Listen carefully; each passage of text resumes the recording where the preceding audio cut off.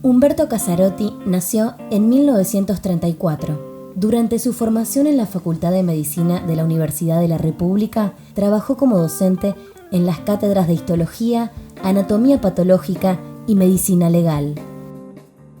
Orientándose a psiquiatría, hizo varios semestres de su internado en el Hospital Vilar de Bo y una vez recibido de médico, fue docente en la Cátedra de Psiquiatría. Completó su formación haciendo los posgrados de Neurología, especializándose en epilepsia, y de Medicina Legal, siendo perito psiquiatra del Instituto Técnico Forense.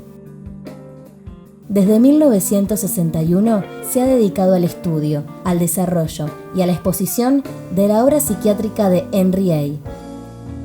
Ha publicado trabajos sobre psiquiatría en revistas nacionales e internacionales.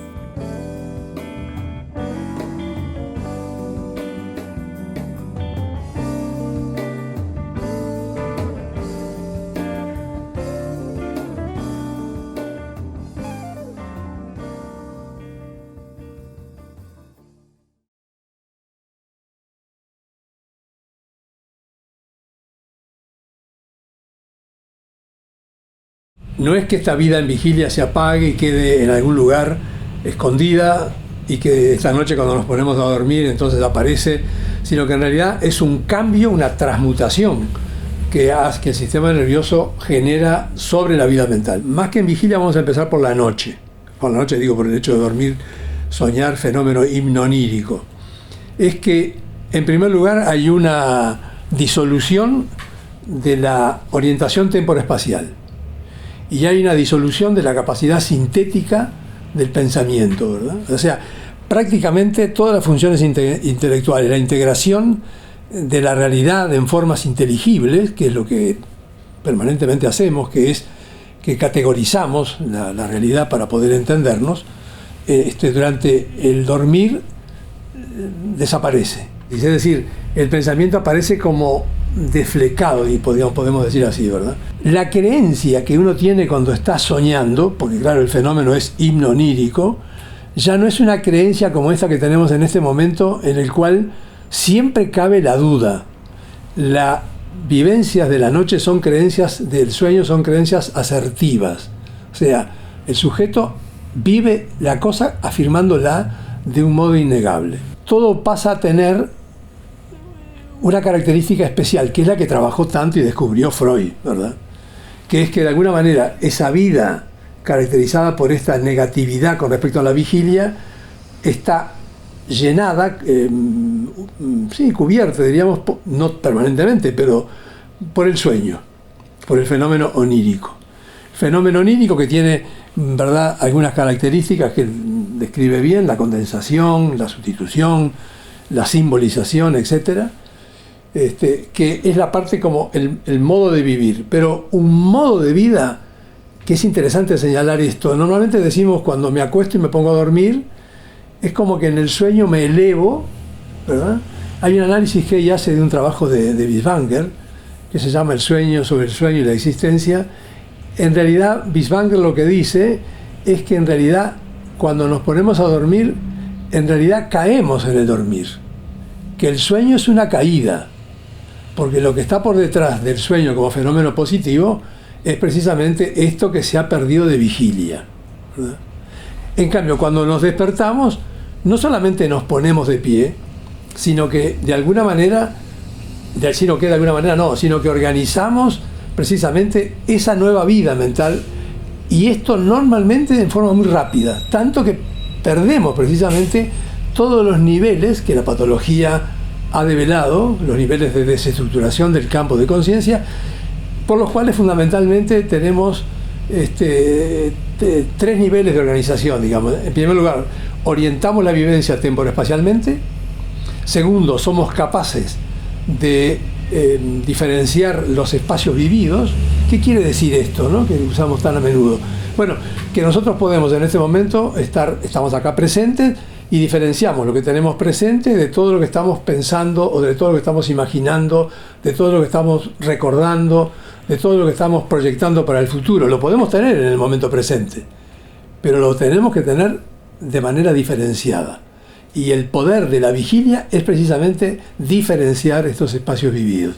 Y lo último, y tal vez lo más importante desde el punto de vista de las ideas de Hay, que no se compaginan con el resto del conocimiento psiquiátrico en general, de las teorizaciones psiquiátricas, es que a esta actualidad se le agrega otra cosa, que es el que yo puedo ordenar esta vivencia actual, que es lo que estamos haciendo, tú por la pregunta que me haces y yo por la respuesta que te hago, que te doy. Lo que estamos haciendo es ordenar esta vivencia en una dirección. Y esa dirección es, mejor dicho, como un equilibrio entre dos tendencias.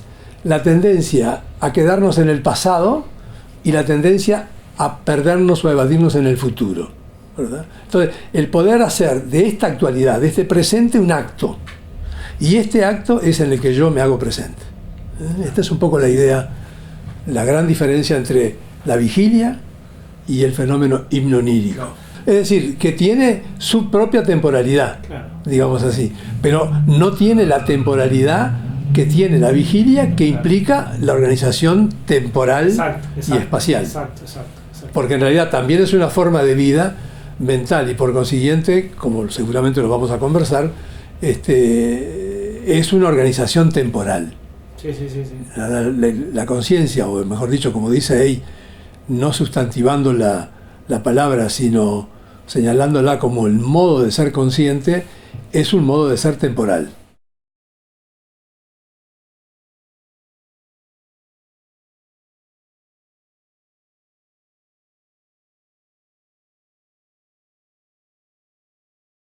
En realidad y globalmente, de modo muy general, uno podría decir, toda la patología mental consiste en que el sistema nervioso, no funcionando bien, no mantiene dentro del dormir al sueño.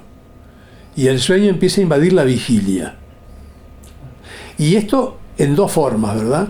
Una forma en donde la invasión de la vigilia se parece de alguna manera a este fenómeno hipnonírico.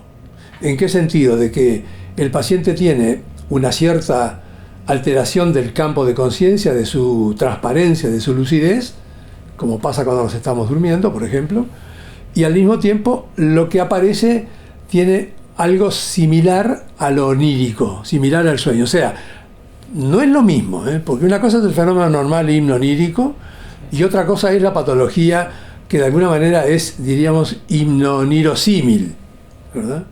Pero sí permite un poco hacer proponerte esta imagen. Pero lo importante es que hay otra forma de patología, que es la patología en la cual justamente es muy difícil, y ahí viene toda la obra de Hay para ayudarnos en este sentido, es muy difícil entenderla que se vincule al fenómeno hipnonírico. O sea, por ejemplo, es muy fácil decir que un confuso, para decir el caso más claro, tiene mucho de hipno en el sentido de que está confuso, y tiene mucho de onírico porque su manifestación es precisamente onírica.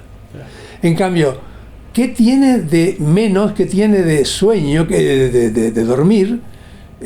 Por ejemplo, un delirio crónico, un delirio paranoico en que el sujeto está muy lúcido, al contrario, está, alguien diría, hiperlúcido. Sin embargo, lo que tenemos que sostener con él es que toda enfermedad mental tiene algo de hipno, de menos, de déficit, y tiene, por supuesto, la organización positiva, que es en este caso, en el caso del delirio paranoico, el contenido delirante como paranoico, ¿verdad?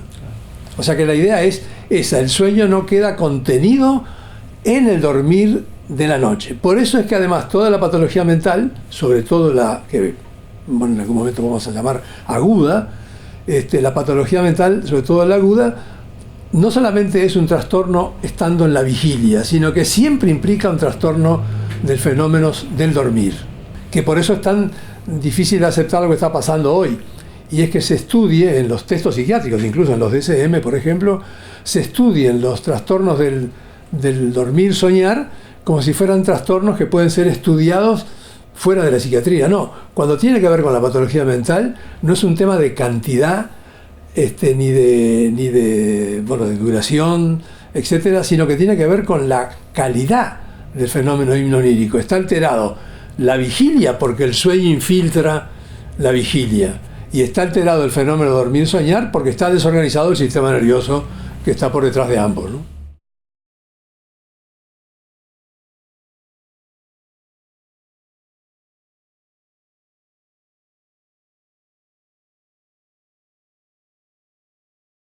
El problema es que la organización cuya desorganización los psiquiatras estudiamos es una organización temporal.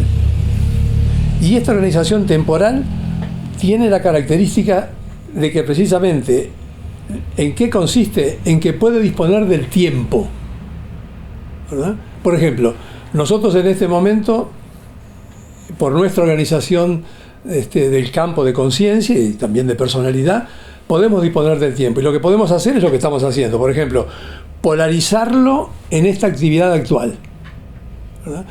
O sea, lo ubicamos en estas coordenadas temporoespaciales, en esta distinción de espacios vividos, etc.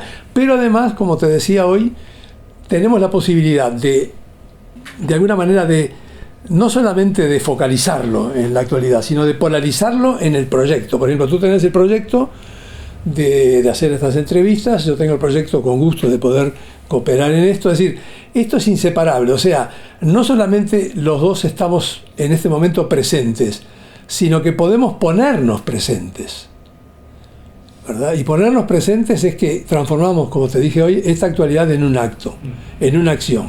Y esa acción es la que me permite hacer que el momento presente sea mi ahora. Y para ti, para tu caso, tu ahora.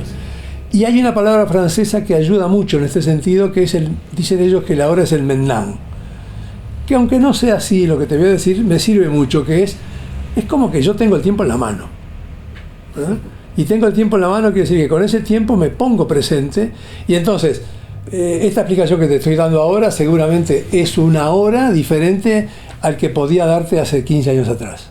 ¿Por qué? Porque yo no soy el mismo de 15 años atrás en cuanto a lo que conozco de la obra de ahí, por ejemplo, ¿no?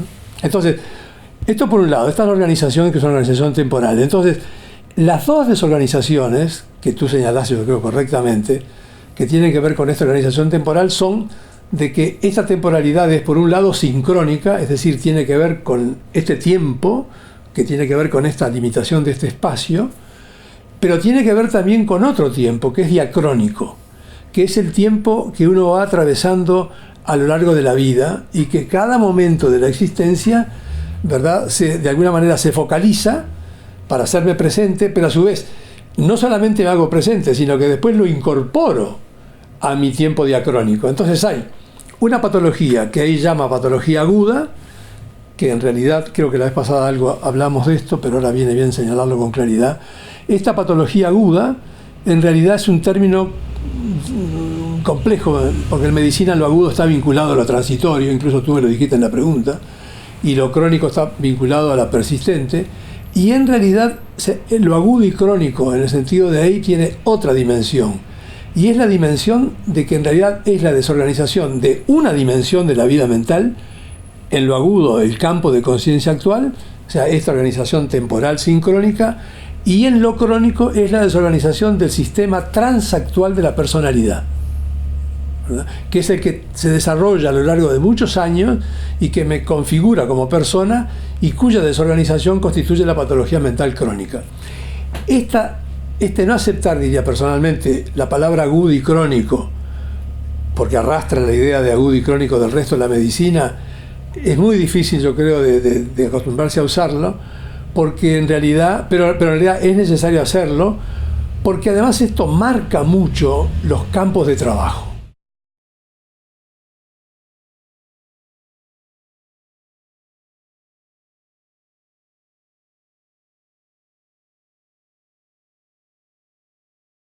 Por ejemplo, vamos a decirlo así, nos entendemos claramente.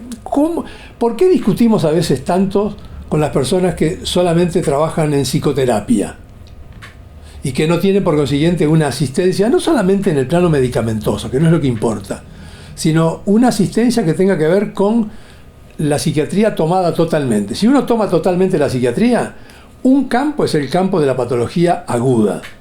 Y ese campo de la patología aguda es necesariamente un campo médico, es un campo hospitalario, diría, es un campo de la emergencia, ¿verdad? Es un campo donde las condiciones de relación con el paciente no son las mismas que se tienen en el otro campo, que es el campo de la patología crónica o de la personalidad.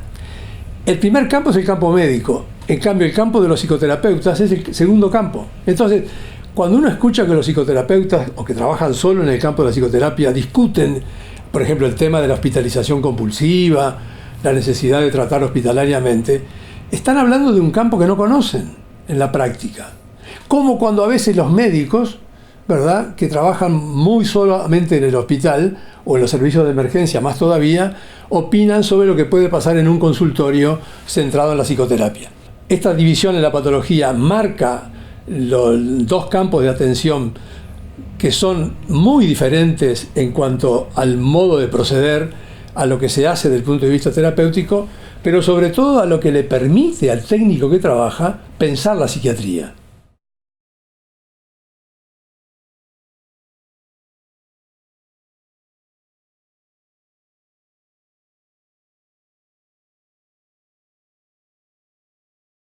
Sigo pensando que la distinción eyana de patología del campo de conciencia y patología del sistema de la personalidad es fundamental en psiquiatría, y en relación a la pregunta que tú me haces, también. ¿Por qué?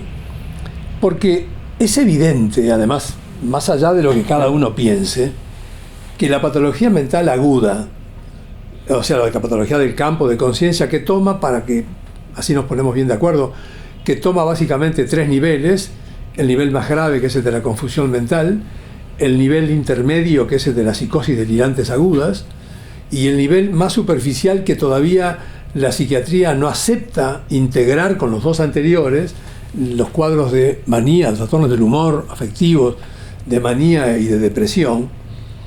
Cuando uno mira los tratamientos que de alguna manera tienen que ver con estos niveles de la patología del campo de conciencia, es muy evidente, más allá de la teoría que uno tenga, de que son ámbitos médicos que requieren estudios del punto de vista de la somatosis. Por ejemplo, en el campo de la confusión, esto es tan marcado que prácticamente hoy la confusión ha sido tomada prácticamente por los neurólogos, que piensan que pueden hablar de este tema con propiedad, cuando ¿qué pasa con este tema? Que este tema es inseparable de los otros niveles.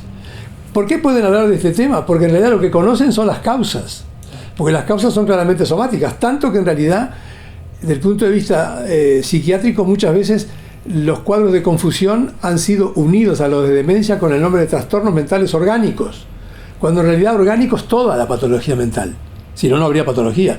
Pero lo que importa destacar acá es que la organicidad de que hablamos es una organicidad especial, y es que la terapéutica, sin embargo, de la confusión mental como nivel inferior, tiene que ver básicamente con la etiología que la produce. Los tratamientos de los niveles intermedios de psicosis delirantes agudas en el esquema de Ey, evidentemente son tratados por los antipsicóticos e incluso por otro tipo de tratamientos.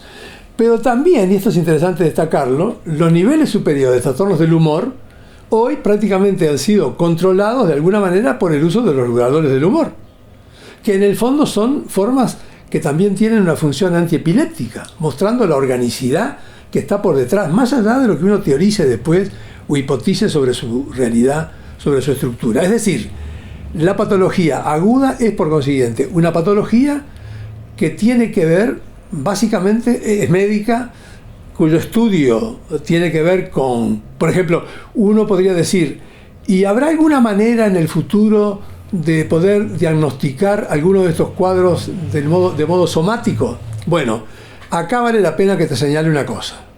De entrada, yo creo que el proyecto actual, que se llama el ARDoc, que es el Research, es un programa que de alguna manera me atrevería a decir, y espero no equivocarme en el futuro, está superada por la realidad. ¿Por qué? Porque lo que está es normal o patológico desde el punto de vista mental siempre es el diagnóstico que la vez pasada llamábamos diagnóstico psicopatológico. Nunca va a ser suplantado por el diagnóstico somático, pero es evidente que en la patología del campo de conciencia, bueno, si yo, por ejemplo, tuviera una confusión mental y tú tenés una duda de si que lo que tengo es una confusión mental, yo te diría que podrías hacerme un examen muy sencillo, que es un electroencefalograma, viejo estudio de la década del 30, del 20 en realidad, del fin del 20, del siglo pasado, Y podrías decir, no, tiene ritmos tan lentos que es altamente probable que tenga una confusión mental. Esto mismo no se muestra por ahora en los otros niveles y es probable que en el futuro podamos descubrir las bases orgánicas. Es un poco una línea en la que tengo entendido que, no sé si ha trabajado, pero por lo menos está investigando Berríos. ¿Por qué? Porque en el fondo esta patología aguda tiene realmente una señal biológica, como dice él, yo diría una organicidad, que de alguna manera es posible de cierto modo en el futuro poder demostrar. El tratamiento también de estos cuadros, de todos los cuadros agudos, es un tratamiento básicamente medicamentoso.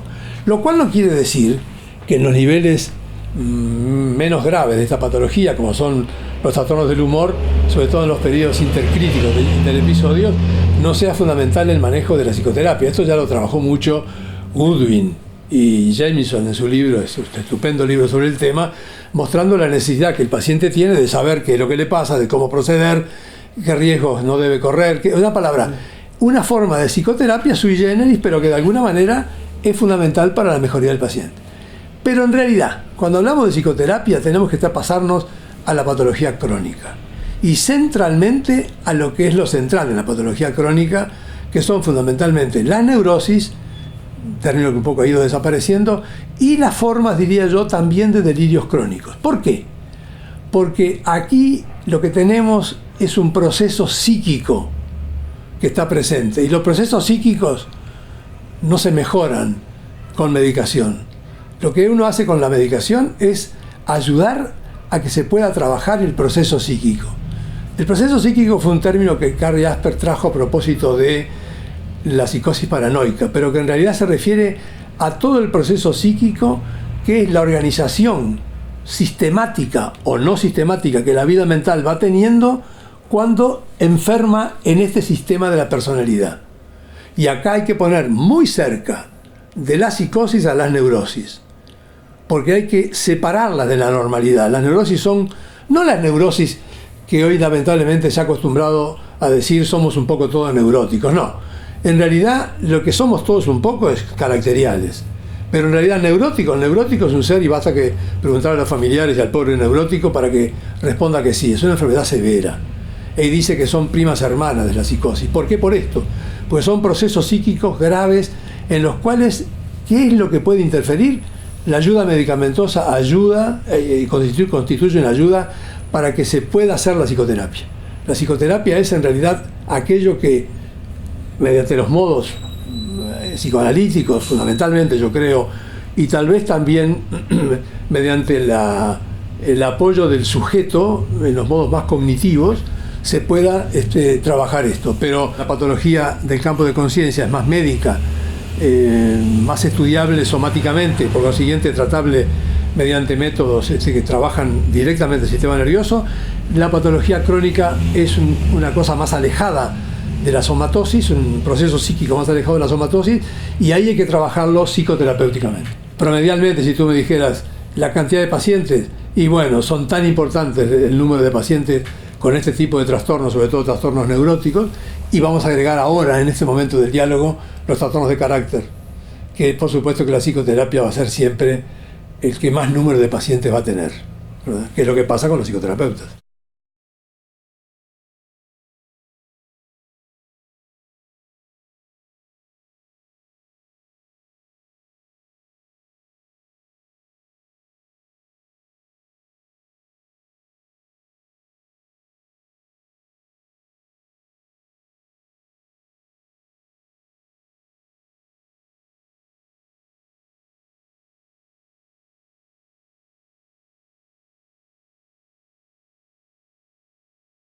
En la época en que no se sabía lo que era el organismo psíquico, porque hoy sabemos mucho más que hace un siglo y pico, ¿cómo se estudiaba la patología? Se imaginaba cómo era el psiquismo, ¿verdad? Por ejemplo, se imaginaba el humor equilibrado, era, bueno, una persona que seguramente estaba tranquila. Y entonces, si estaba un poco pasado de la raya, se decía que estaba hipertímico o maníaco. Si estaba muy caído en el ánimo, se decía que estaba hipotímico, y cuando no estaba ni muy arriba ni muy abajo, se decía distímico. Esto era una lectura de la patología, en realidad que era una lectura que se hacía patológica de lo que se imaginaba como era lo psíquico. Hoy podemos decir con claridad que no. Hoy hacemos una lectura psicológica, psicopatológica de la realidad patológica. Bueno, pasando al tema de los fármacos, seguimos funcionando con esa etapa como una etapa de pre-científica, ¿verdad? Porque ¿qué estamos haciendo? Nos imaginamos, por ejemplo, usamos un medicamento y vemos que el paciente mejoró. Por ejemplo, los primeros antidepresivos, ¿cómo se descubrieron? Y bueno, porque había productos que se usaban para los tuberculosos y que empezaron a mejorar, y del humor mejoraban, y se pensaba, y después se dieron cuenta que mejoraban del humor. O sea, tenían una acción psicofarmacológica. Bueno, el Largactil. ¿Por qué se llamó Largactil? Porque tenía una larga acción, una amplia acción. Ampliactil. O sea, tenían muchas acciones. Y a las acciones que producían, ¿cómo le llamábamos? Y le llamábamos en la etapa, o le seguimos llamando en esta etapa todavía precientífica, ¿cómo nos imaginamos que son los efectos? Por ejemplo, fuma menos, está más tranquilo, está menos deprimido, lo movilizamos un poco más, está menos delirante. Pero en realidad lo que hacemos, y esto es interesante señalarlo así, imaginémonos el organismo psíquico como una realidad temporal, y actuamos sobre ese organismo con un medicamento y produce efectos. Y los efectos que produce los llamamos nosotros así. Pero en realidad aún no sabemos exactamente cómo vamos a poder llamarlos. Yo no creo que, es decir, si tú me preguntas desde el punto de vista práctico cómo va a ser el futuro, yo diría, el futuro podría ser doble, tener una doble clasificación. Una que se centre sobre los efectos que produce realmente sobre el diagnóstico primero, diagnóstico psicopatológico. O sea, aquello que tenga sentido y efecto sobre eso tiene que formar parte del nombre, o por lo menos de lo que dice el prospecto del medicamento, porque yo, que soy el médico, tengo que saberlo para poder utilizarlo. Pero en realidad, a lo que tiene que apuntar progresivamente y científicamente la clasificación de los fármacos es a esta dimensión infraestructural, somática, que aún no la conocemos, de estos procesos mórbidos que constituyen los procesos mórbidos mentales. Yo creo que ese es el futuro, ¿verdad? Permanentemente estamos preguntándonos, bueno, tiene efectos sobre esto, pero son efectos que nos nombramos nosotros. Pero los nombramos nosotros sin tomar en cuenta, insisto, una idea clara del organismo mental. Yo creo que lo primero es ponernos de acuerdo en el organismo mental. Y para esto la obra de Day hasta ahora es el modelo que yo conozco mejor.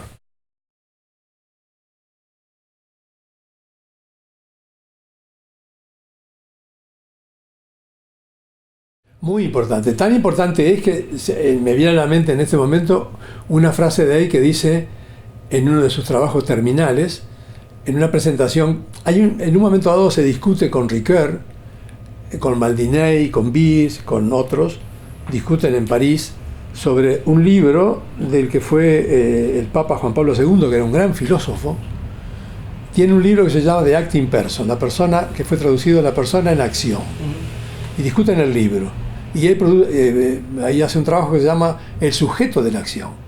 Y en ese trabajo dice, la psicoterapia no debe limitarse a hacer un trabajo de zapa, en el sentido de utilizar solo la transferencia a nivel inconsciente, sino que tiene que además, y en este sentido es que los cognitivistas han adelantado mucho, no creo que del todo, y que me disculpen, a mi entender del todo con claridad, pero han adelantado mucho en el sentido de no solamente trabajar con esta transferencia y contratransferencia, sino que han adelantado en el sujeto de la acción.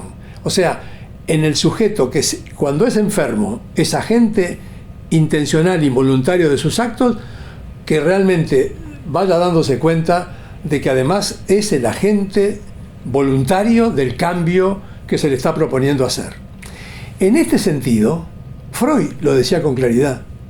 Freud sostenía que, terminado un psicoanálisis, el paciente podía seguir igual, mejor o peor, y que mucho de esto dependía de él. ¿Por qué? Y porque él se daba cuenta de que era inseparable del sujeto que es el agente de sus actos, ¿verdad? Entonces, yo creo que tomar en cuenta esto es fundamental. Y esto, además, es inseparable de todos los aspectos que la psiquiatría tiene que ver con la parte médico-legal, en donde ahí nos encontramos con un sujeto que, siendo un agente involuntario de sus actos, sigue siendo intencional, aunque su acto sea por ejemplo, desde el punto de vista penal, inimputable, ¿verdad? O sea que el sujeto nunca puede dejarse de lado. Hay que pensar en el sujeto más que en el pasado, porque el pasado está determinando la constitución actual y por lo siguiente parte de la limitación que tiene. Pero hay que pensar también en el futuro. O sea, cómo ponerlo en condiciones de lo que dice de una manera muy sencilla, como le acostumbran los americanos inteligentes, pero muy prácticos, el libro de Mahieu y Slavney, Perspectivas de la psiquiatría de la forma story, o sea, donde el sujeto rehace su historia, que en el fondo es lo que pasa en la psicoterapia. El sujeto de una manera rehace su historia, y en este rehacer la historia el psicoterapeuta debe ayudarlo, no poniendo él sus valores o sus ideas, pero sí mostrándole que la vida la tiene por delante, y por consiguiente que la nueva story, como dicen los americanos, el nuevo relato, la nueva dimensión de relato que haga, sea personal y le sirva, y que si la quiere cambiar después la cambie. Y esto se une también con lo que dice Ey, y es que el eje de este sistema de la personalidad, que es el fondo alterado en los trastornos crónicos, es un sistema que persigue un proyecto, y que ese proyecto, y Ey lo dice de manera brillante con unos términos muy bonitos, dice, es como un target, un blanco móvil. Es mi blanco, ¿no? Es lo que yo persigo. Para decirlo en términos vulgares, es la zanahoria que persigo. Pero la zanahoria la hago yo, la pongo yo. Y entonces, esa zanahoria la puedo cambiar. Por eso es que en los proyectos uno siempre es tentado de poder cambiarlo. Y la riqueza de la vida personal es precisamente esa, la de que uno, si bien está atado por el pasado, también está abierto al futuro, y en ese futuro puedo cambiar mi proyecto. Y sigue siendo mío. O sea, aquí es donde estas dos patologías se unen. Hay una organicidad por detrás. La idea de que la patología mental, como piensan grandes grupos de psicoterapeutas, por ejemplo los lacanianos, de que en realidad la psiquiatría no tiene que ver, la psiquiatría no es médica, sino que podría ser de otro modo, en realidad configura, a mi modo de ver, un error, porque claro, siempre va a estar presente esta limitación que impone la organicidad de la cual depende nuestra vida mental. Depende en un cierto sentido, pero depende.